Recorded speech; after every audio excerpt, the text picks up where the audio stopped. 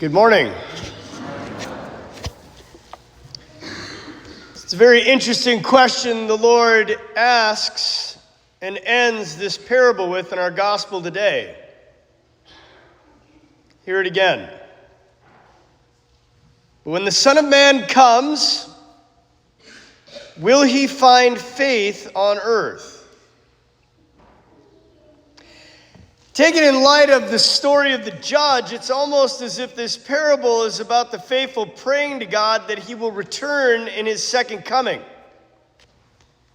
This is to say, like, once we reach a certain level of persistence beating on the doors of heaven, that could actually be the cause of Christ's return. But then there's the question. As if to say, when that day comes, things may be so bad that it's possible that faith has disappeared almost altogether.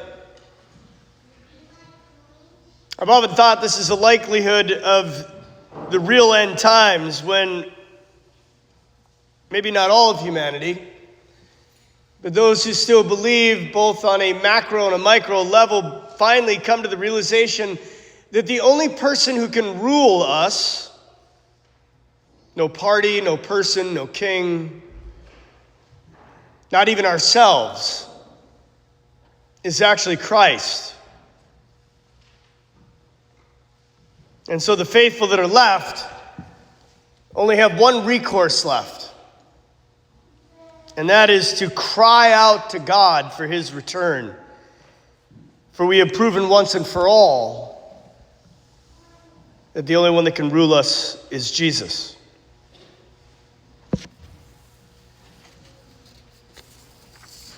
To say the least, any scenario that you run is very interesting, considering that one thing is absolutely clear from what Christ is telling us, and that is the state of religion, as foretold 2,000 years ago by Christ, is not expected to get better, but rather it progressively will worsen. And the worsening of it is actually the sign that he's giving us of the second coming. So what on earth does this have to do with us? Well, I think it has everything to do with us for two reasons. First is the present state of religion, as we know it, is the absolute worst it's ever been. Now, when I say that, and rightfully so, people will say, well, hang on here, Father. Like, we've been through some really bad times. And in fact, we have. There were things in the early church that threatened the very existence of the faith because they dealt with the core kernel of doctrine. Literally what we believed and what we would believe from there on out was being tremendously threatened. But the faith was so strong, both on the side of the people who were advocating for the error, as well as the people defending the real truth, that in certain cases, councils came to a fist fight. Is this to say that bishops fought each other over what they were debating? Because the faith of both parties was that strong. So was the error there? Yes. Was human sin there? Absolutely. But faith was also at a critically high level during these times. And that is the definitive sign of our own time. Yes, we've got massive moral issues. But the real crux to the issue is that the majority have simply abandoned Christ and the church for a worldly life. Furthermore, there are very few in the church who actually believe and profess everything that the church teaches. Last year I taught sacraments at the academy, which kind of dusted off the old books, and I put the teaching shoes back on and did a bunch of research in order to go through each of the 7 sacraments over the course of the year. When I got to the Mass and Confession, which are probably the most important, at least in the times that we're living in, as I was reading about the statistic Pew Research, not of those who have fallen away, which are the majority, but those who are still attending Catholic Mass on Sunday. Sunday practicing Catholics. Those who are still coming to Mass on Sunday, only 25% of them, folks like you in the pew, only 25% of them still believe in the real presence of Jesus Christ in the Eucharist. Meaning that as they're sitting in the pew, they don't see Holy Communion as a sign, but they truly believe that it's the body, blood, soul, and divinity of Christ. Only 25% of practicing Catholics.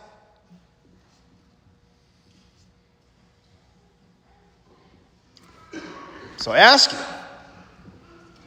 as you sit here today,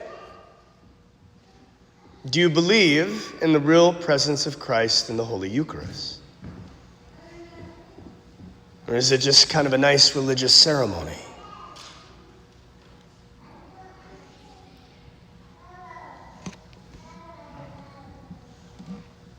If we go back even 100 years,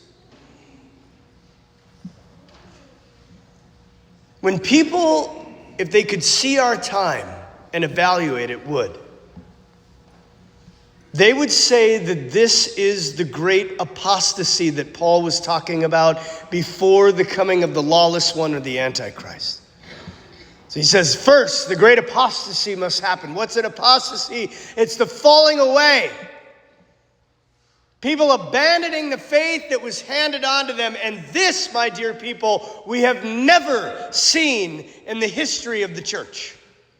So yes, we've killed 2 billion babies via abortion. Yes, we are plagued with thousands of years of pornography on the internet. Yes, there is every type of sin in our time, and it seems as though insanity has been unleashed on the world. But the one telling, definitive point about the times that we are living in is the amount of people that have left the faith for maybe another faith at best, but for usually just for nothing. We all know someone here, if not more than one.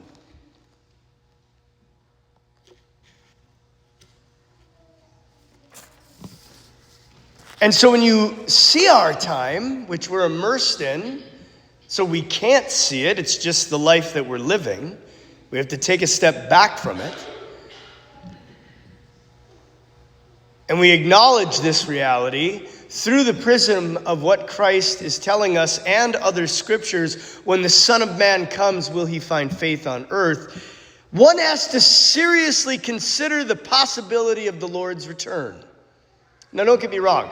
I'm not sitting here telling you to go sell everything you own and drastically change your life by moving out into the desert somewhere. But this is not normal. And so we must read the signs of the times as the Lord gave them to us 2 millennia ago.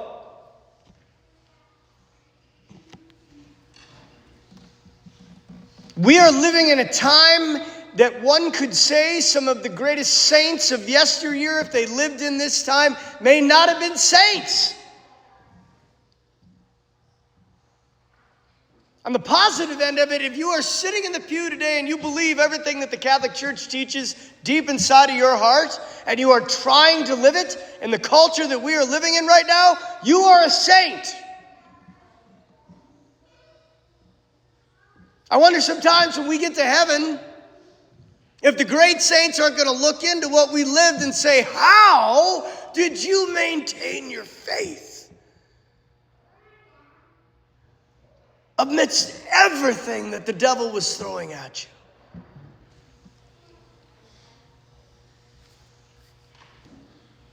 I know what my answer will be. Confession. I battled back against the tsunami of evil with God's mercy and the sacrament of reconciliation.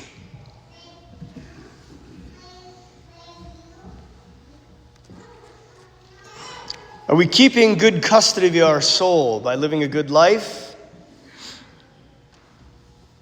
Aware of what we're living in right now?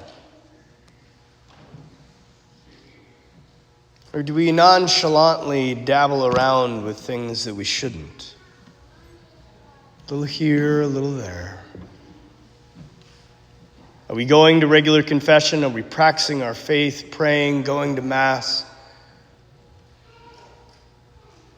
Hanging on with everything that we have to the gift that Christ has given us in our faith and our hearts that can so easily be taken away if we are not vigilant. As we come to receive Jesus in Holy Communion today, ask yourself this question. If the Son of Man comes in my lifetime, will he find faith in my heart?